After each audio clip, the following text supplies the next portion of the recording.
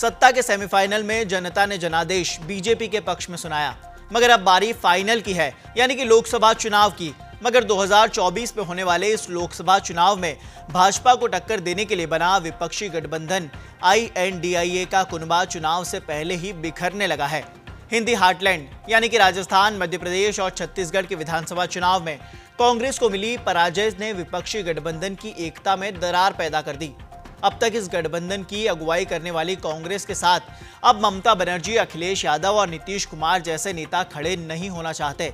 ऐसा इसीलिए क्योंकि 6 दिसंबर को होने वाली INDIA की बैठक में शामिल होने से TMC प्रमुख ममता बनर्जी ने इनकार कर दिया। उधर समाजवादी पार्टी के प्रमुख अखिलेश यादव ने भी बैठक में शामिल होने की योजना फिलहाल नहीं बनाई है। ये जानकारी समाजवादी पार्टी के प्रवक्ता राजेंद्र चौधरी ने दी। इससे पहले 4 राज्यों के हाल विधानसभा चुनाव में नतीजों की घोषणा के बाद सपा प्रमुख ने सोमवार को कहा कि ये निराशा नहीं है और उम्मीद जताई कि 2024 के लोकसभा चुनावों में परिणाम अलग होंगे। दरअसल 6 दिसंबर को INDIA की होने वाली बैठक में 5 राज्यों के चुनाव नतीजों पर चर्चा होनी है। उससे पहले 3 राज्यों में मिली हार के बाद TMC नेता और CM ममता बनर्जी ने कहा कि कांग्रेस की चुनाव में रणनीति ही सही नहीं थी। कांग्रेस ने भी TMC नेता के ऐसे बयानों पर प्रतिक्रिया दी। लोकसभा में विपक्ष के नेता और कांग्रेस के सांसद अधीर रंजन चौधरी ने कहा कि ममता बनर्जी का रवैया चुनाव से पहले भी ऐसा ही था। अधीर ने कहा कि 5 राज्यों में चुनाव होने के बावजूद ममता ने किसी भी राज्य के लोगों से भाजपा को हराने के लिए विपक्ष को वोट देने की अपील तक नहीं की। ऐसे में बीजेपी भी अब इंडिया गठबंधन पर चुटकी लेने का मौका बिल्कुल भी नहीं छोड़ रही। सुनिए उत्तर प्रदेश के डिप्टी CM केशव प्रसाद मौर्य ने क्या कहा।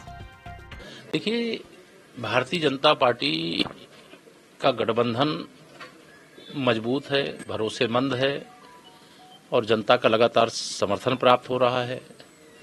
जो कांग्रेस की अगुवाई वाला गठबंधन है वो गठबंधन नहीं, वो ठगबंधन है। उस ठगबंधन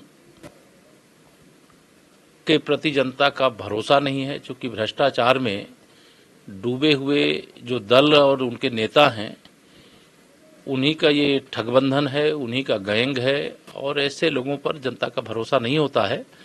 2023 का जो सेमीफाइनल है वह भारतीय जनता पार्टी ने जीत लिया है। 2024 में 2014 और 2019 से बड़ी विजय माननीय प्रधानमंत्री मोदी जी के अगुवाई में होगी और तीसरी बार मोदी सरकार देश में बनेगी।